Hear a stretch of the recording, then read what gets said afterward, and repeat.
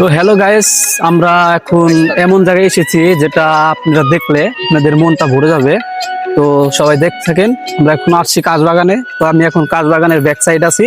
তো এখন আপনাদের কাজবাগানের সাইড দেখাবো এমন একটি সৌন্দর্য স্থান যেখানে দেখে আপনারা সবাই মনোমুগ্ধ হয়ে যাবেন। তো চলে আসেন।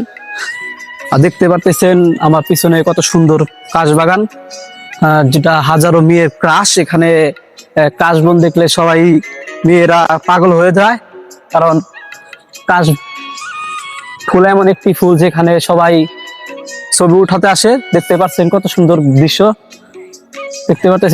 দৃশ্য, তো দেখেন অনেকজনে ভিডিও বানাচ্ছে। এখানে দেখতেছেন সবাই এখানে ভিডিও বানাচ্ছে, ছবি উঠতেছে।